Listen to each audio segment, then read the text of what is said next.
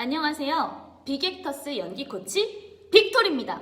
오늘은 한국 작품, 바로 차범석 작가의 산불에 대해서 소개해 보도록 하겠습니다. 차범석 작가는 한국 전쟁의 전통적인 사실주의에 입각해서 이 희곡 작품을 발표합니다. 차범석 작품의 특징은 토속적인 정치를 아주 탄탄한 극작술로 그려냄으로써 이 한국 전쟁의 상처, 그리고 인간의 욕망, 또 정치의 비리를 그의 작품 속에 낱낱이 고하고 있다라는 겁니다. 그리고 산불은 그중 가장 탄탄한 극적 구조로 한국적인 사실주의 극의 대표적 작품이라고 할 수 있겠죠.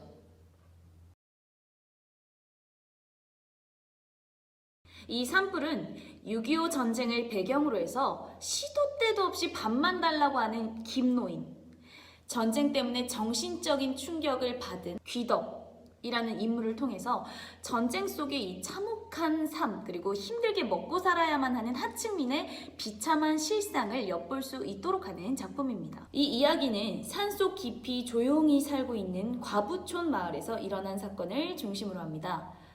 과부촌 마을은 전쟁 때문에 남자들이 죽거나 끌려가고 없는 상태죠. 그리고 바로 이곳에 규복이라는 남자가 나타나고 그의 존재는 여성들에게 욕망을 드러내게 합니다. 어느 시골 마을에 사는 이장 양씨, 그리고 이 과부 최씨는 매일같이 싸우기만 합니다. 각 집안에는 과부가 된 며느리와 딸이 있는데 양씨의 며느리 점례, 그리고 최씨의 딸 사월이가 있습니다. 이 두 여인을 중심으로 이 산불이 이루어지게 되죠. 기억하세요. 이 6.25 전쟁이 한참이었던 어느 날 밤에 공비의 소굴에서 탈출한 전직 교사 규복이가 점례의 집 부엌에 숨어들게 되면서 사건이 벌어집니다. 점례는 그를 대밭에 숨겨주고 몰래 음식을 먹이며 보살피죠. 그 생활이 계속되자 이 점례와 규복이는 서로 사랑의 마음이 싹틉니다. 언제까지나 이렇게 숨어서 살 수는 없지 않아요? 다른 생각일랑 마시고 자수하세요. 어때요? 선생님이 사람을 죽인 것도 아니고 그저 끌려다녔을 뿐인데 그만큼만 벌을 받으시면 되잖아요. 결국 점례는 규복에게 자수하라고 하지만 규복은 그것만은 결단코 절대로 있을 수 없는 일이다, 그럴 수 없다 라고 하며 점례에게 자신의 존재를 숨겨달라고 하고, 그리고 자신을 싫어하느냐고 오히려 계속해서 되묻습니다. 하지만 점례도 이미 규복에 대한 마음이 커져 있는 상태인 거죠. 그런 말씀 마세요. 싫어하는 남자한테 제 몸을 내맡기는 여자도 있나요? 남편도 아닌 남자한테.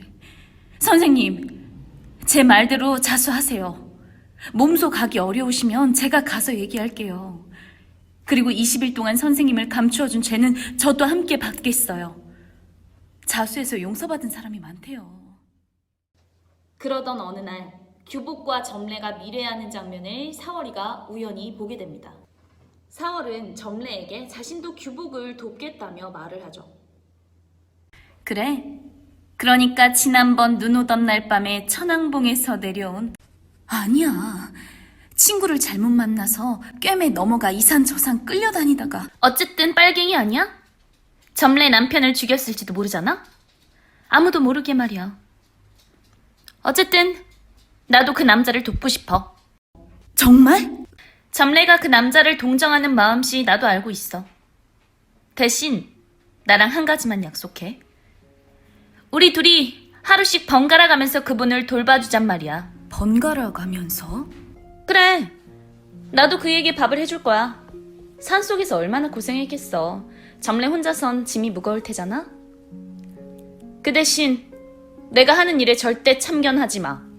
참견이라니. 내가 그 사람을 만날 땐 점례는 모른 척하란 말이야. 어때? 그러나 사월이는 규복을 통해서 자신의 욕망을 채우게 되고 결국 사월이는 규복의 아이를 갖게 됩니다. 결국 사월이가 임신한 사실을 알게 된 점례는 사월이가 규복이와 같이 그냥 이 동네를 떠나서 둘이 살으라고 합니다. 자신의 마음은 너무 아프지만, 자신도 규복이를 사랑하지만 이미 사월이는 자신이 갖지 못한 아이, 그리고 자신이 사랑하는 남자의 아이를 이미 가져버렸기 때문에 어쩔 수 없이 사월이와 규복이를 인정하고 둘이 보내줄 수밖에 없는 상황에 놓이게 된 거죠. 나는 못 속여. 애기 말이야. 내가 벌을 받았나 봐. 내게 애기가 무슨 소용이란? 아, 이제 정말 죽고만 싶어. 그이와 함께 도망가. 이대로 있다간 모든 일이 탄로나잖아. 왜 내가 그이랑 도망을 가? 그럼 점례 너는? 난 이제야 알았어. 전 남편과 같이 산 지가 6년이 되도록 아기를 못 가졌을 때 나는 남편의 잘못이라고 생각했어. 그렇지만 이번에 내가 아기를 못 가질 여자라는 건 알게 됐어. 한 사내를 둘이서 좋아한다는 게 잘못일까?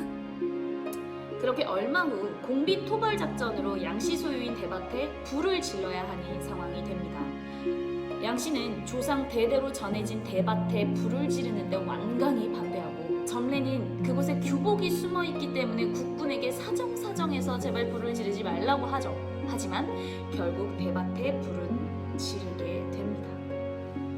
그렇게 규복은 대밭에서 뛰쳐나오다가 국군 총에 맞아서 사망하고, 사월이도 양잿물을 마시고 자살하고 맙니다.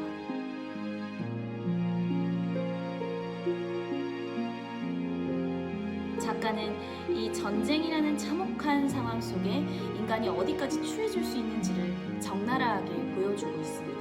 억제할 수 없는 욕망과 본능으로 결국에 추악하게 변해버린 인간, 자신의 삶마저 놓아버리는 인간.